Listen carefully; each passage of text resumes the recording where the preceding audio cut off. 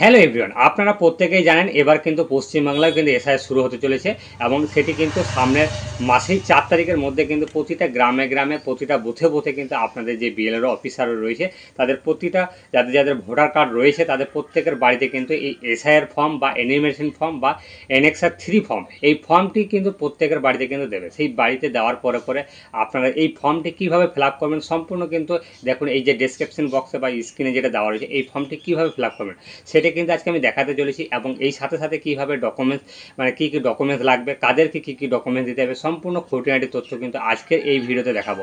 তাই প্রথম থেকে শেষ পর্যন্ত ধৈর্য সহকারে দেখুন, দেখলেই বুঝতে পারবেন। আর প্রতিনিয়ত এই ধরনের ভিডিও পাওয়ার জন্য আমাদের চ্যানেলটিকে অবশ্যই সাবস্ক্রাইব করে দেবেন এবং পাশে থাকা বেল আইকনটি ক্লিক অন করে দেবেন যাতে করে এই ধরনের ভিডিও সবার প্রথম দেখতে। আর একটু যদি উপকৃত হন তাহলে অবশ্যই বন্ধুদের সাথে শেয়ার করে দিন যাতে করে এই ধরনের ভিডিওটা দেখে অনেকেই এই ফর্মটি নিজেই ফিল আপ করতে পারবেন। তো চলুন দেখুন কীভাবে ফিল আপ করা যায়। সর্বপ্রথম বলে রাখি এখানে এসআইআর যে ফর্মটি রয়েছে সেই এসআইআর ফর্মটি কীভাবে ফিল আপ করবেন এবং কী কী ডকুমেন্টস লাগবে সম্পূর্ণ কিন্তু এই ভিডিওতে আমি দেখাতে চলেছি। তাই একটু ধৈর্য সহকারে প্রথম থেকে শেষ পর্যন্ত দেখবেন। এইখানে যে এনিমেশন ফর্ম যেটি রয়েছে সেই এনিমেশন ফর্মটি কীভাবে ফিল আপ করবেন এবং এনএক্সআর 3 এই ফর্মটি কীভাবে ফিল আপ করবেন সেটা কিন্তু আজকে দেখাতে চলেছি। তারপর দেখুন এই যে ফর্মটি দেওয়া হবে সেটা কিন্তু বিএলআরও যে অফিসার রয়েছে সেই বিএলআরও অফিসার কিন্তু দেবে। আর প্রত্যেকটা বাড়িতে বাড়িতে কিন্তু আপনাদের যাদের ভোটার কার্ড রয়েছে তাদের নামে কিন্তু চলে আসবে এই ফর্মটি।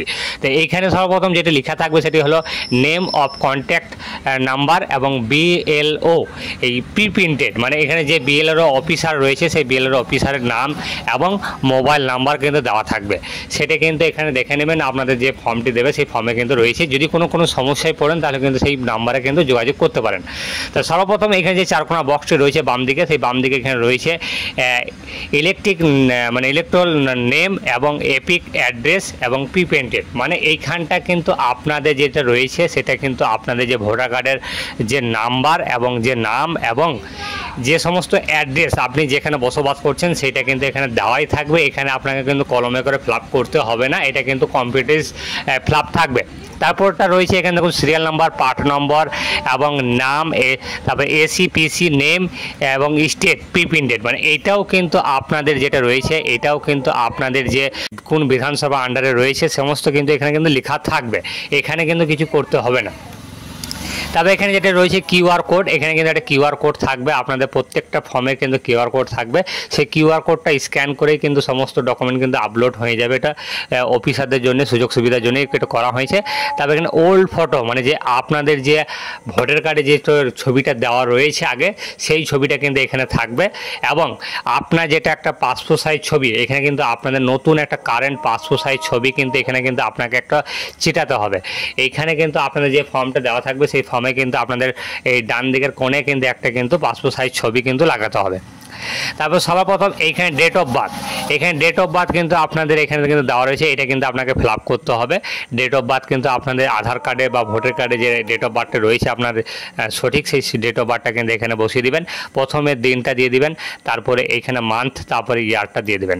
তারপরে আধার কার্ডের নাম্বারটা এখানে বসাতে হবে অপশনাল, যদি দিলেও দিতে পারেন না দিলেও অপশন নেই মানে কোনো ব্যাপার নেই, এটা মানে দিতেও পারেন নাও দিতে পারেন কোনো সমস্যা নেই। যদি থাকে আধার কার্ড তাহলে কিন্তু এখানে আধার কার্ডের নাম্বারটা কিন্তু বসাতে হবে। তারপরে আপনাদের মোবাইল নাম্বার যেটা সবসময় চালু থাকবে সেই নাম্বারটা দিয়ে দিবেন। পরবর্তী সময় কোনো সমস্যা যদি ফর্মটা যদি থাকে তাহলে কিন্তু আপনাকে কন্ট্যাক্ট করে কিন্তু যোগাযোগ করা হবে। তাই এটা কিন্তু আপনার একটা গুরুত্বপূর্ণ কিন্তু নাম্বার কিন্তু আপনারা দিয়ে রাখবেন এইখানটাতে। তারপরে রয়েছে ফাদার নেম বা গার্জিয়ান নেম, এই ফাদার এবং গার্ডিয়ান নেম যেটা রয়েছে সেই গার্ডিয়ান নেমটা কিন্তু আপনাদের যদি মেয়ে হন তাহলে মানে বাবার বা এবং আপনার স্বামীর নাম কিন্তু এখানে দিতে পারেন গার্জিয়ান হিসাবে এবং এখানে বাবার নামটাও দিতে পারেন। ছেলেরা যারা রয়েছেন তাদের বাবার নামটা এখানে দিয়ে দিবেন এখানটায়। তারপরে এখানে ফাদার্স বা গার্জিয়ান এপিক নাম্বার মানে যার নাম লিখলেন গার্জিয়ান হিসাবে তার কিন্তু এইখানটায় কিন্তু আপনার তার ভোটার কার্ডের নাম্বারটা কিন্তু দিতে হবে। তাহলে বুঝতে পেরেছেন, গার্জিয়ান হিসাবে যার নাম দিলেন তার নিচেই কিন্তু তার ভোটার কার্ডের নাম্বারটা কিন্তু দিতে হবে। তারপরে মাদার্স নেম, মাদার মানে মায়ের নামটা কিন্তু এখানে দিতে হবে। মায়ের নামটা দেওয়ার পরে এখানে মায়ের ভোটার কার্ডের নাম্বারটাও যদি থাকে তাহলে কিন্তু এখানে দিতে হবে। তারপরে এখানে রয়েছে স্পাউস নেম, মানে যদি আপনি বিবাহিত যদি মহিলা হন তাহলে কিন্তু স্বামীর নাম দিতে হবে, আর যদি মহিলা হন তাহলে মানে যদি ছেলে হন তাহলে কিন্তু আপনার স্ত্রীর নাম কিন্তু এখানে দিতে হবে, এবং তাহলে স্ত্রীর এখানে কিন্তু ভোটার কার্ডের নাম্বার কিন্তু দিতে হবে। আর যদি মহিলা হন তাহলে স্বামীর নাম্বার, ভোটার কার্ডের স্বামীর নাম্বার দিতে হবে। এবং যদি তারপরে নিচের দিকে আসবেন, নিচের দিকে আসার পরে এইখানে যে ফর্মটি রয়েছে নিচের দিকে আসার পরে একটু এইখানটাতে কিন্তু অনেকেই কমেন্ট করে জানতে চেয়েছে, এইখানটা কিন্তু অনেকেই কিন্তু বুঝতে পারছে না। তো এইটা এখানে আমি বুঝিয়ে দিচ্ছি। দেখুন এইখানটায় যেটা রয়েছে এইখানটাতে সর্বপ্রথম এইখানে বলে রাখি, এই যে লাইনটা রয়েছে এইখানটা যেটা রয়েছে এটা আপনাদের 2002 সালে যে ভোটার লিস্ট ডাউনলোড করার জন্য বারবার প্রতিটা ভিডিওতে বলা হয়েছিল, সেই 2002 সালে ভোটার লিস্টে যদি আপনাদের নিজেদের নাম থেকে থাকে, যদি নিজের নাম থেকে থাকে তাহলে সেইটা কিন্তু এই ফর্মটা কিন্তু আপনাকে ফিল আপ করতে হবে, তাছাড়া কিন্তু এটা ফিল আপ করতে হবে না। আর যদি 2002 সালে যদি ভোটার লিস্টে যদি নাম না থাকে, তাহলে যদি বাবা মায়ের যদি লিস্টে নাম থাকে তাহলে কিন্তু আপনাদের কিন্তু এইখানটা কিন্তু ফিল আপ করতে হবে, এই ফর্মটা, এই পাশেরটা ডান দিকেরটা। তাহলে বুঝতে পেরেছেন। তাহলে কিন্তু এবার যদি আপনাদের 2002 সালে যদি ভোটার লিস্টে যদি নাম থাকে তাহলে কিন্তু এখানে দেখুন লেখা রয়েছে ভোটার কার্ডে যে নামটি রয়েছে ইলেকট্রাল নেম, মানে ভোটার কার্ডে যে নামটি রয়েছে সেই নামটি কিন্তু এখানে দিতে হবে। তারপরে ভোটার কার্ডের নাম্বারটা কিন্তু এখানে দিতে হবে, ভোটার কার্ডের নাম্বার। তারপরে রয়েছে রিলেটিভ নেম, রিলেটিভ বলতে গেলে আপনার যে মানে প্রথমে যেটা রয়েছে সেই সম্পর্কটা কিন্তু এখানে দিতে হবে, কি সম্পর্ক হচ্ছে, এবং রিলেশন উইথ মানে আপনার সঙ্গে ওর কি সম্পর্ক সেটাও কিন্তু আপনাকে দিতে হবে। ডিস্ট্রিক্ট নেম, এখানে ডিস্ট্রিক্ট নেমটা দিয়ে দিবেন। তারপরে এখানে আপনার মানে জেলার নাম, তারপরে কোন রাজ্যে বাস করছেন সেই স্টেট নাম সেটা দিয়ে দেবেন। এবং এসি নেম, মানে এসি নেম বলতে গেলে বিধানসভা, কোন বিধানসভার আন্ডারে আগে ভোট দিয়েছেন সেটা কিন্তু লিখতে হবে। এইখানে দেখুন এইটাও তাই, এসি মানে আপনার বিধানসভার যে নাম্বার সেই নাম্বারটা কত নম্বরে বিধানসভা সেইটা কিন্তু এখানে লিখতে হবে। এবং এখানে পার্ট নাম্বার বলতে কোনটা সেটা আমি দেখুন এখানে ডিসক্রিপশন বক্সে এই আমার স্ক্রিনে দেওয়া রয়েছে, দেখুন এইটা কিন্তু বসাতে হবে। এইভাবে আপনাদের মানে ভোটার লিস্টে ডাউনলোড করলেই কিন্তু আপনারা দেখতে পারবেন। তারপর সিরিয়াল নাম্বার বলতে গেলে আপনাদের দেখুন এখানে সিরিয়াল নাম্বারটা দেওয়া রয়েছে। এবার এইরকমভাবে যে স্ক্রিনে দেওয়া রয়েছে এইরকমভাবে এটা দেখে আপনাদের যত নম্বর সিরিয়াল হবে পাতা হিসাবে সেই পাতার সিরিয়াল নাম্বারটা দেখে আপনাকে এখানে বসিয়ে দিতে হবে। তারপরে এখানে যে 2 নম্বরটা যেটা আপনার যদি রিলেটিভ মানে আপনাদের গার্জিয়ান বা নিজের বাবা মায়ের যদি থাকে 2002 সালের লিস্টের নাম, তাহলে কিন্তু আপনার এইখানে সেইটা কিন্তু এখানে ফিল আপ করতে হবে। সবার প্রথম আপনার নাম দিতে হবে। তারপরে ইলেকট্রাল নেম মানে এখানে ইপিক নাম্বার মানে ভোটার কার্ডের নাম্বার কিন্তু এখানে দিতে হবে। রিলেটিভ মানে যিনি ভোটার কার্ডের নাম রয়েছে 2002 সালে তার নাম দিয়ে দেবেন। রিলেটিভ উইথ মানে তার সম্পর্কটা কী হয়েছে, যদি বাবা হন তাহলে বাবার লিখতে হবে ফাদার্স, এবং যদি মা হয় তাহলে মাদার্স লিখতে হবে।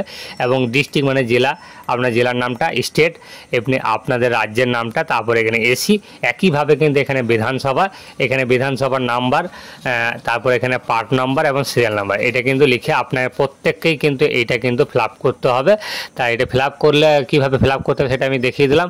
এবার আপনাদের যদি কোনো রকম কোনো বুঝতে অসুবিধা হয় তাহলে আমাদের কমেন্ট বক্সে সবসময় খোলা থাকছে আপনাদের জন্য, তাই আপনারা প্রত্যেকেই কমেন্ট করবেন যদি কোথাও যদি বুঝতে অসুবিধা হয়। তারপর নিচের দিকে চলে আসবেন, নিচের দিকে আসার পরে কিন্তু এখানে আপনাদের যার ভোটার কার্ডে এই অ্যানিমেশন ফর্ম বা এসআইআর ফর্ম যেটাই বলুন না কেন, এই ফর্মটিতে কিন্তু আপনাদের এইখানে কিন্তু একটা সই করতে হবে। আপনাদের এখানে কাস্টমার একটা কিন্তু সই করতে হবে, যদি সই করতে পারেন তাহলে সই করবেন নিচে উপর দিকে, আর না হলে এইখানটাতে কিন্তু আপনাকে একটা মানে আঙুলের ছাপ বা টিপ ছাপ দিতে হবে। তারপরে এখানে নিচের দিকে আসবেন, নিচের দিকে এখানে কিন্তু বিএলআর অফিসার যিনি রয়েছেন তিনি কিন্তু এখানে সিগনেচার করে এখানে পরবর্তী সময় কিন্তু এখানে ভেরিফাই করে দেওয়া হবে। তো আমাদের ভিডিওটি এই পর্যন্ত। যদি ভালো লাগে থাকে তাহলে অবশ্যই ভিডিওটিকে লাইক করে দেবেন এবং বন্ধুদের সাথে শেয়ার করে দিন, যাতে করে এই ফর্মটি কীভাবে ফিল আপ করতে হয় প্রত্যেকেই যেন বুঝতে পারে। না হলে কিন্তু পরবর্তী সময় ভুলটুলভাবে যদি ফিল আপ করে দেন তাহলে কিন্তু আপনাদের ভোটার কার্ডে থেকে কিন্তু নাম বাতিল হয়ে যেতে পারে। তাই একটু সাবধানে ফিল আপ করবেন, খুব দেখে শুনে ফিল আপ করবেন, কোনো রকম কাটাকাটি করবেন না। একটাই ফর্ম কিন্তু একবারই দেওয়া হবে, বারবার কিন্তু এই ফর্ম কিন্তু দেওয়া হবে না। তাই সেই রকমভাবে কিন্তু আপনারা ফিল আপ করবেন। যদি আপনি নিজে না পারেন তাহলে পাড়া প্রতিবেশীর কাছে যদি যারা শিক্ষিত রয়েছেন তাদের কাছে দেখে ফিল আপটা করে নেবেন, তাছাড়া কিন্তু আপনারা নিজে থেকে কিন্তু ফিল আপ করতে যাবেন না। তা আমাদের ভিডিওটি এই পর্যন্ত। যদি ভালো লাগে থাকে অবশ্যই ভিডিওটিকে লাইক